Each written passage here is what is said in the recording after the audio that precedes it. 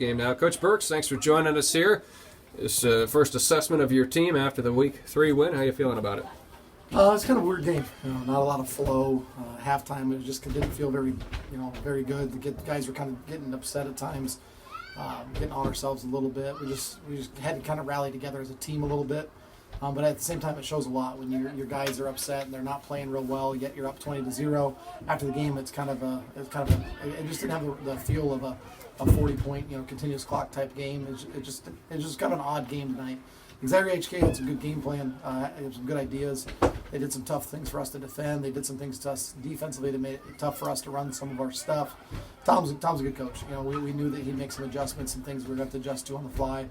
But it's at the end of the day, so a 40-point win you'll take and you'll move on. We came out relatively healthy too, which is always good.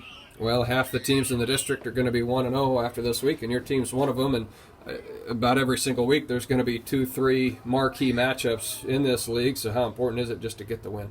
Yeah, survive and advance, man. It's just one of those where you just got to get through it healthy. You got to find a way to scratch and claw and get a win, and just move on to the next week at a very elementary level. But at the same time, we got to find a way to get clicking offensively.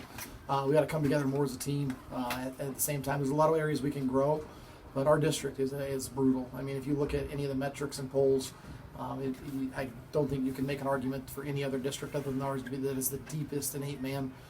It's gonna be tough. Next week we go to Woodbine. The week after that you got Blair Valley, Coon Rapids, and on and on. It's pretty easy to stay focused on the week at hand because there's always a big opponent waiting for you Friday night. I don't know what you ended up giving up for total yardage tonight. It wasn't much over 100, and then certainly was under that if you count some of the fumbles and penalty yardage that Xavier HK had. But 6 points defensively given up the last 2 weeks. What are you doing well on that side? Yeah, 6 points combined the last 2 weeks. That's pretty incredible considering there's two teams that beat us last year. Granted, they lost some key guys, both of them did. But at the same time, those are two good programs. Jeremy at Fremont and Tom at Xavier HK. They do some nice things. They'll rebound well. They'll continue to grow, and they'll be scary teams by the end of the year. We were fortunate that we got to draw them pretty early in the year. But, yeah, defensively, I think the guys are getting locked into more what we need to do. Kids are locking in on that. We're going to run a lot more zone coverage this year. We were primarily man the past few years. So it takes a while to get game reps. No offense to our JV kids, but it's hard to simulate some of the speed and size and who's going to be where, and teams roll out different formations and different plays. So our guys are learning how to adjust to it on the fly, get where they need to be, and then fly to the ball. And you're going to give up yards in 8-man. You just are. You're going to give up some plays. You just got to limit the big plays, makes teams drive, and I think we've done a good job with kind of that bend but not break as far as efficiently. Last week Fremont had the ball inside the red zone early. Today Xavier HK didn't really threaten as much on the red zone. We typically stiffen more towards midfield, but give credit to our guys. They're flying around, they're playing physical. There were a couple crunching hits there late in the second half. I think the guys are starting to play with more speed, pin their ears back a little bit more now that they're getting comfortable. They're not doing as much thinking. We're doing more reacting, which is good, and hopefully that continues to improve as well. Here we are talking about how few points you've given up the last couple of weeks. You got Woodbine next. What were 160, 170 combined points? I don't know if it's that many, but there were a lot of points last year when you guys played. What do you expect next week against them? 154 combined. I think it was 104 to 50, if I remember right. Way too many. That's the point. They're going to be tough to defend with the athletes they've got over there. Both prior kids. To be honest, I haven't watched a lot of their film just based on what they ran last year and what they're bringing back. I'll buckle down and watch film this weekend and see what we need to do.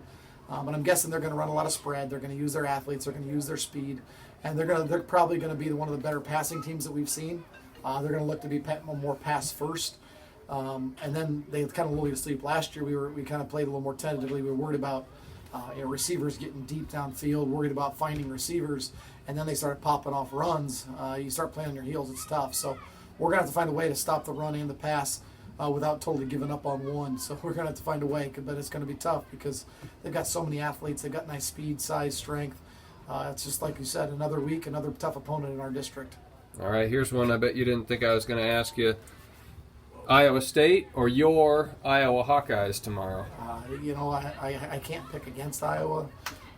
It's going to be tough. I think it's going to come down to the first team to score about 17 points. It's going to be, if somebody gets out to an early couple score lead, it's going to be really tough because both defenses are going to play really well. I think it's going to be a fun environment, with game day and all that stuff. Maybe all the Iowa State fans will be ready for a nap by 3 o'clock if they're up from 5 o'clock is my only hope. But I'm gonna stay home and I'm gonna enjoy watching on the TV. We're gonna hang out with fellow Iowa fans and try to surround ourselves with positive people. But I'm sure Randy and some other Cyclone people will probably show up. But that's the way it goes. I'm excited. It's a fun matchup. Campbell's got Iowa State, really really growing. Hopefully he gets out of there because he's doing so many good things at Iowa State that it's scary for us Iowa fans. He's doing a good job recruiting in state. I really enjoy listening to him at clinics and stuff. I think they do a really nice job. There's some things we've stolen from them, team-wise, culture-wise, as well as X and O-wise. So honestly, I wouldn't. It's such a toss-up game, but I'll take Iowa about 17-16. Coach, thanks a bunch. You bet. Thanks for coming tonight, guys.